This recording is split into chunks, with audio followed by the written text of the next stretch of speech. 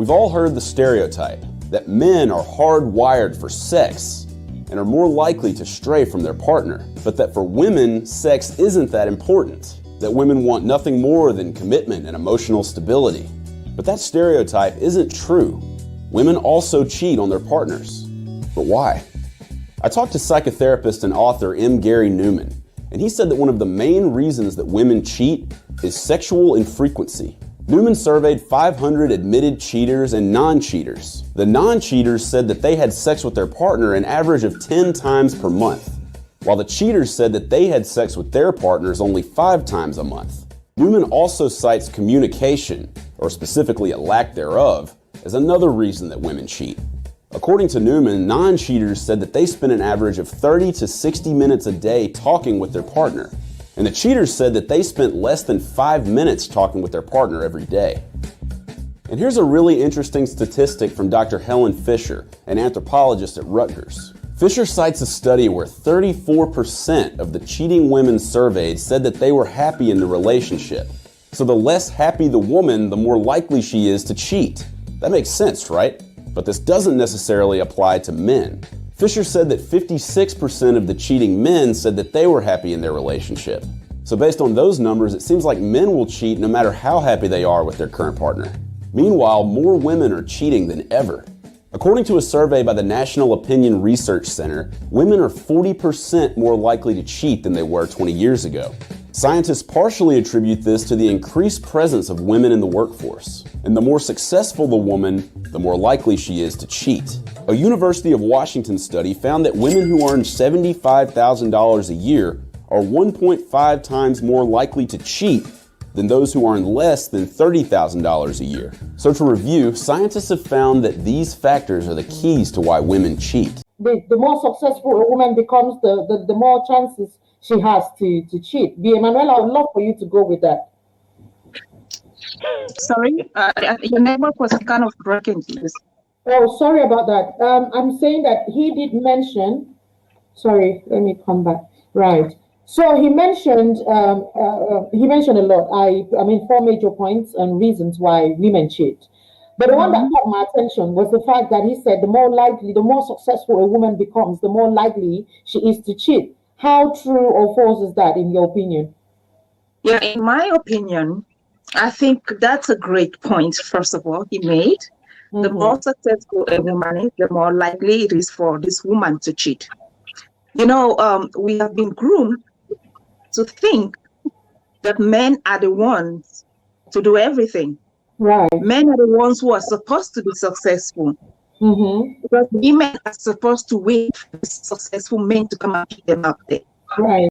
When we have women who have decided, like, no, you know, I can do this on my own, I can take care of my everything. In most cases, some of them they want to prove a point. Okay. It's like if I can make the cash, I can do everything. I can also give some orders around the place. Right. I can also do what other men do.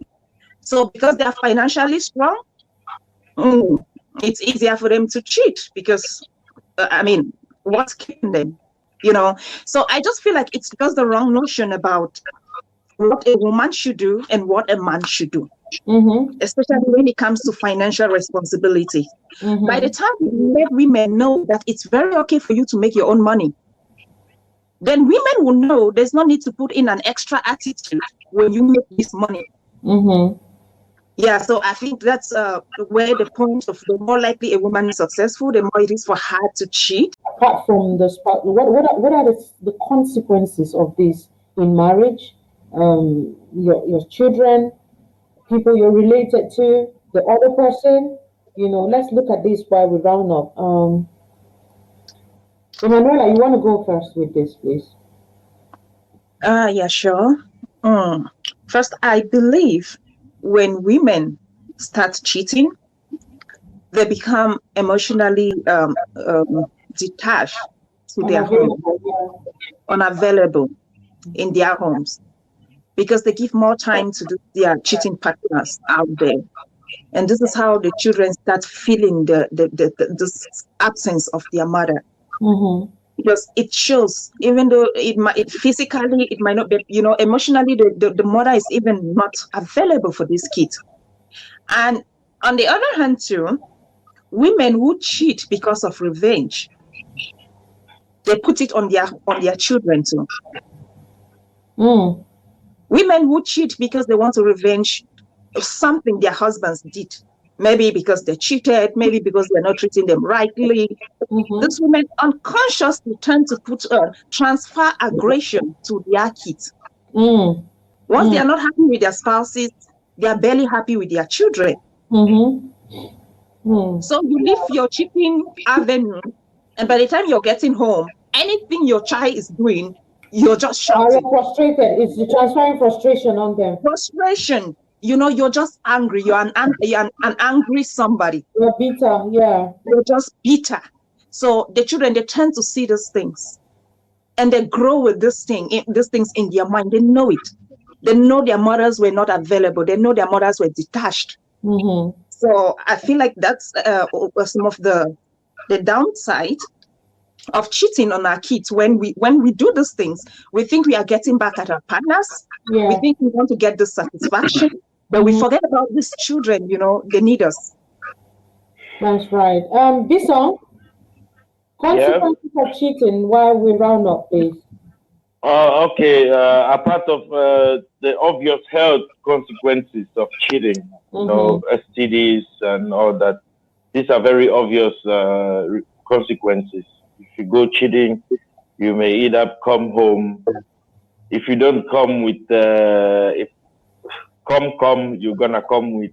You're gonna come with another come, which is not very healthy for the family. And cheating also, it breaks apart, it disintegrates families, because it's so important. The truth is, it's not like I'm being proud that men can cheat and survive. A man can cheat in a family and the family still stands strong, because the woman is the stronghold of every family. The woman is the foundation. And once that foundation's attention is not focused in that family, it's focused elsewhere, that family will never stand. It's amazing your comment came in line with Rilindis Ngome. She says when women cheat, they cheat with their heart. There's a tendency the marriage will be ruined. But with the men, it's different. Men cheat but still put their homes intact because they cheat with their head. Exactly. I think she said it better, So these are one of the consequences that cheating, it obviously will disintegrate. And again, it morally for kids at home, especially where you have very young teenage girls at home, like daughters, and they start seeing these flirtatious habits of their mom, maybe their mom, these are things that kids really learn easily by copying, seeing what they see with their eyes. A young girl of 12 years old living with a cheating mother, she may think it's just normal to have a husband and someone else